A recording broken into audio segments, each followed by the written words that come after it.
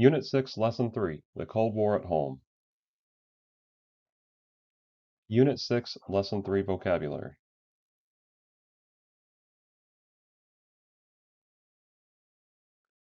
So during the Cold War, Americans were afraid of communism and that communism would spread. China was becoming a communist state. We have the Korean War stalemate. The Soviets now possess atomic weapons, some even more powerful than American weapons. So Americans were fearful that the United States would not be able to defeat communism, both ideologically and politically, but that we wouldn't be able to defeat communist countries in battle.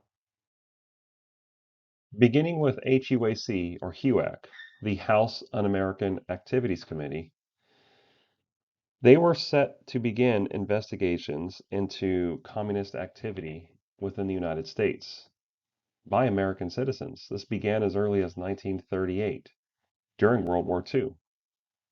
Following World War II, Americans had a great and growing fear that there was a communist presence and a menace inside the United States. It was this fear of the spread of communism in the US that's often referred to as the Second Red Scare. Take a look at the image on the right, the one titled, "It's Okay, We're Hunting Communists." Take a look and discuss it with your neighbor. What does this image signify? What does it mean to you? So share your thoughts with your neighbor and feel free to jot down any notes you two come up with in your notebook. During the Cold War period, many Americans were accused of un-American actions based on little or no evidence. Over a 4-year period specifically, 3 million federal employees were investigated, and only 212 were dismissed as being of questionable loyalty. Hollywood actors, directors, writers, and producers were blacklisted for suspected communist activity.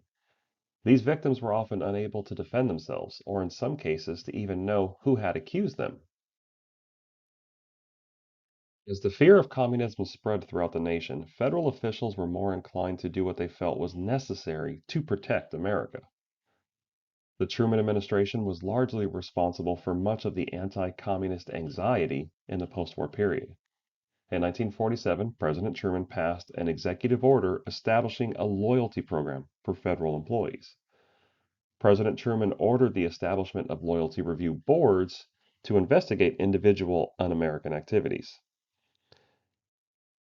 such as participation in the American Communist Party, and to signal out LGBTQ plus people known as the Lavender Scare. The Loyalty Review Board conducted security checks on government employees. Government employees whose loyalty was suspect were fired. Homosexuals themselves were seen as easily corruptible and as targets for communists, and they were often fired.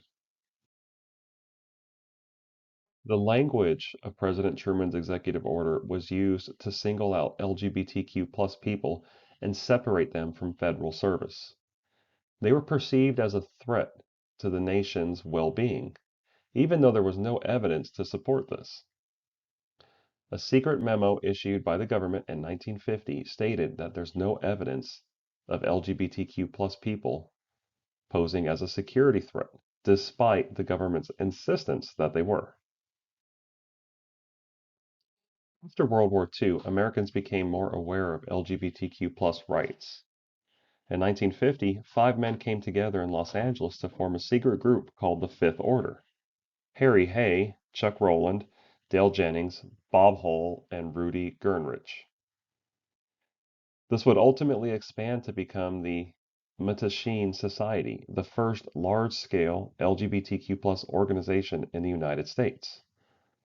The Mattachine Society's mission was to unify homosexuals and to erase from our law books the discriminatory and oppressive legislation that had brought them down for decades.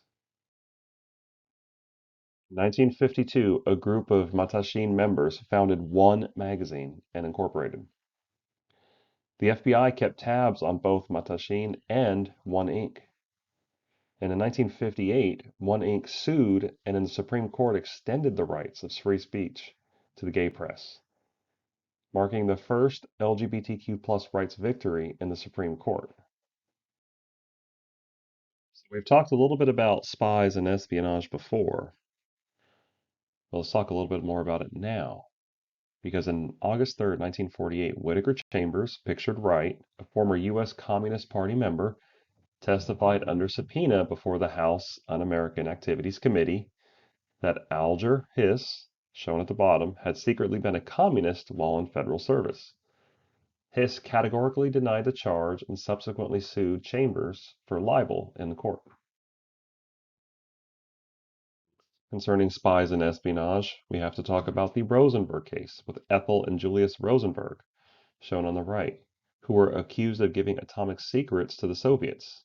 They were convicted and sentenced to death by electrocution at Sing Sing Prison in Ossining in upstate New York. This helped garner support for McCarthy's investigations. Like the Sacco and Vanzetti case in the 1920s, many Americans doubted the Rosenbergs' guilt, but the overall sentiment of the American public and the Second Red Scare was that you can't trust any suspected communists. So the FBI learned in 1949 that the secret inner workings of the atom bomb had been stolen and turned over to a foreign power. They just didn't know which foreign power. So an immediate investigation was undertaken. Having this information supplied by some captured spies, the FBI moved to arrest those responsible for stealing the secrets. So in 1950, Julius and Ethel Rosenberg were implicated. Rosenberg trial continued to raise legal and moral questions about the case. Many Americans claimed that a fair trial was impossible and that the only real evidence was from a confessed spy. Many Americans actually felt sympathy for the pitiable couple and their two young sons.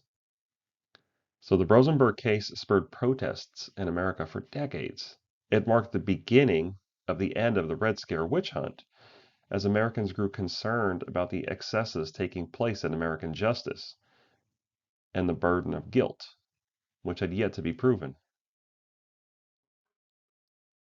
These doubts lingered for almost 50 years until in 1997, the NSA, or National Security Agency, released the Venona papers. The Venona secrets and the papers. This was a secret effort to decode messages sent in the 1940s by Soviet intelligence agents. These papers revealed the identities of several Americans who had spied for the Soviet Union, including Julius Rosenberg. It showed, beyond doubt, that Soviet agents had infiltrated the government, science, and industry during the Cold War and sold those secrets back to the Soviet Union. It just took 45 years to break the codes.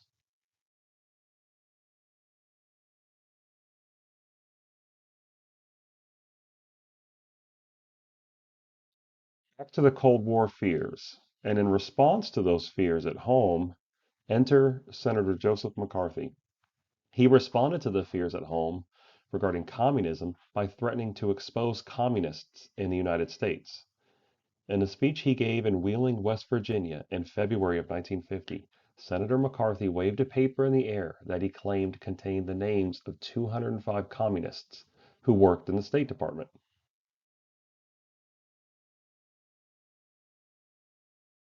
McCarthy would later reduce this number to 81 and then to 57.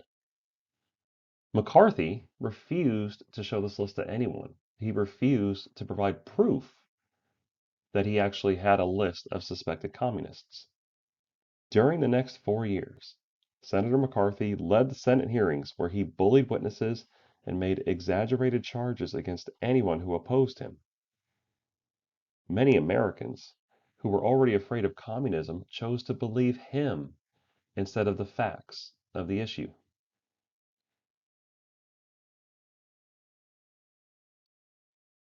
Senator McCarthy lost his following when he made false accusations about the United States Army on a nationally televised segment viewed by millions of Americans. The United States Senate for which he served, voted to censure McCarthy. To censure is to condemn. It's a giant stain on his political career. Senator McCarthy never showed his list to anyone, and Americans no longer believed that this list of supposed communists was genuine. Though McCarthy never proved any of his claims, his witch hunt frightened many Americans. The term McCarthyism became identified with making harsh accusations without evidence. Frequently, his methods violated traditional American values, those values of due process and the constitutional rights of individual citizens, especially the freedom of speech. And one of the lasting relics of the Cold War was the Federal Civic Defense Administration, FCDA. This was established as an independent agency in January 1951. The functions of the FCDA were to administer the National Civil Defense Program and to coordinate the mobilization of the military, industrial, and civilian ways of life.